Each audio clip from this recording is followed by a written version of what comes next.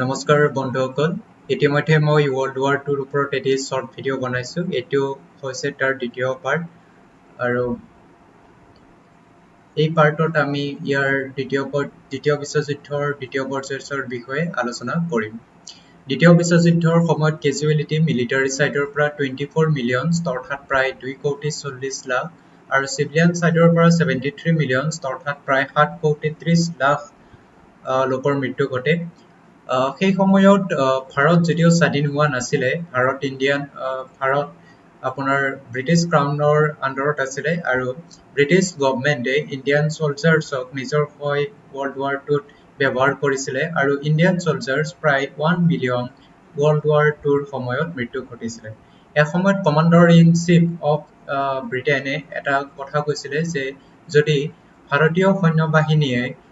ব্ৰিটেনক world war tour সময়ত সহায় নকৰিলেহেঁতেন তেতিয়া চাগে 1940 চনতে ব্ৰিটেন জাৰ্মানৰ ওচৰত হাৰ মানিবলগীয়া হ'লহেঁতেন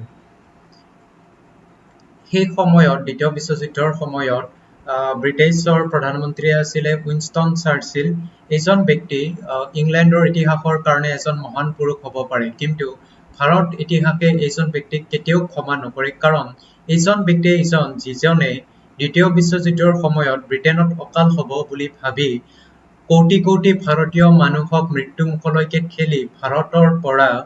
লাখ লাখ টন ঘেঁহুকে আৰম্ভ কৰি আন খাদ্য সম্ভাৰ ব্ৰিটিছলৈকে লৈ গৈছিলে বা ট্ৰান্সপৰ্ট কৰিছিলে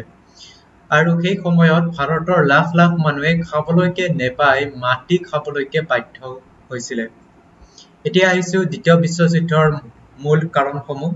প্ৰথম কাৰণ হৈছে ভাৰ্চেলাইজ ট্ৰিটি 1919 ভাৰ্চেলাইজ ট্ৰিটি আমি সকলোৱে জানো প্ৰথম বিশ্বযুদ্ধৰ সময়ত এই ভাৰ্চেলাইজ ট্ৰিটিত সাইন কৰা হৈছিলে আৰু এই ট্ৰিটি অনুসৰি জাৰ্মান দেশৰ ওপৰতে প্ৰথম বিশ্বযুদ্ধৰ সকলোবোৰ দোষ আৰোপ কৰা হৈছিলে এই চুক্তিৰ চৰ্ত মতে জাৰ্মানীয়ে 1 লাখতকৈ অধিক সেনা ৰাখিব নোৱাৰিব আৰু সেনা বাহিনীত আধুনিক অস্ত্ৰ শস্ত্ৰ যেনে টেংক অস্ত্ৰ-সজ্জিত যান-বাহন যুঁজাৰু বিমান বিষাক্ত গেছ গধুৰ কামান বৰটোপ আদি ব্যৱহাৰ কৰিব নোৱাৰিব তদুপৰি জাৰ্মান নৌবাহিনীত মাত্ৰ 6খন যুদ্ধ জাহাজ 12খন বিধ্বংস জাহাজ আৰু টৰ্পেডো নিক্ষেপক জাহাজৰ বেছি ৰন্ধৰি ৰাখিব নোৱাৰিব আৰু ভৱিষ্যতে জাৰ্মানীয়ে 10,000 টনতকৈ ডাঙৰ যুদ্ধ জাহাজ নিৰ্মাণ আৰু ব্যৱহাৰ কৰিব নোৱাৰিব আৰু সাবমেৰিনো ব্যৱহাৰ কৰিব নোৱাৰিব ভৱিষ্যতে যাতে জাৰ্মানীৰ সামৰিক শক্তিয়ে ইউৰোপত পুনৰ যুদ্ধৰ সূত্ৰপাত ঘটিব নোৱাৰে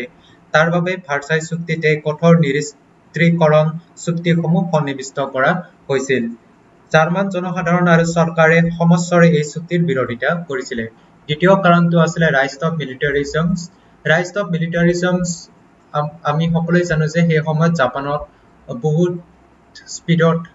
আগবাঢ়িবলৈকে ধৰিছিলে জাপানত কাষত যিমানবোৰ দ্বীপ আছিলে আৰু কাষৰ দেশবোৰক আক্ৰমণ কৰি তাক জাৰ্মান দেশৰ অধিকৰণ কৰিবলৈকে আৰম্ভ কৰিছিলে 3 নম্বৰ কাৰণটো আছিল ফ্ৰেন্সৰ জাৰ্মানৰ প্ৰতি থকা বেয়া ব্যৱহাৰ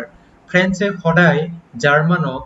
প্ৰথম বিশ্বযুদ্ধৰ কাৰণে দোষাৰোপ কৰি তেওঁলোকক নিজ ব্যৱহাৰ কৰি আহিছিলে আৰু সেই কাৰণে জাৰ্মান সকলৰ জনসাধাৰণৰ মাজত ইয়াৰ বিৰোধিতা দেখিবলৈকে পোৱা যায় আৰু 4 নম্বৰ কাৰণটো হৈছিল ইম্পেৰিয়েলিজমছ পুৰণি যিবিলাখন ইম্পেৰিয়েলিজম ফলো কৰিছিলে যেনেকুৱাকৈ ইউকে হওক বা ফ্ৰান্স এওঁলোকৰ লগত সমানে খোজ কাঢ়িবলৈকে জাপান আৰু জাৰ্মানো সেই সময়ত উঠি আহিছিলে আৰু সেই কাৰণে দ্বিতীয় বিশ্বযুদ্ধ আৰম্ভ হোৱা বুলি কোৱা হয় আশা কৰিছো আপোনালোকে এই ভিডিঅ'টো লাইক কৰিব এনেকুৱা ভিডিঅ' অসমীয়া ভাষাত সাকে পাবলৈ খুবেই টান আৰু আপোনালোকে যদি সহায় সহযোগিতা কৰে তেতিয়াহ'লে মই এনেকুৱাকৈ মোৰ চেনেলটো আগবাঢ়ি লৈ যাম যদি আপোনালোকে ভিডিঅ'টো ভাল লাগিছে তেতিয়াহ'লে লাইক কৰিব সাবস্ক্ৰাইব কৰিব আৰু কমেন্ট কৰিব আৰু আপোনাৰ বন্ধুসকলৰ লগত শ্বেয়াৰ কৰিবলৈকে নাপাহৰিব ধন্যবাদ জয় আই অসম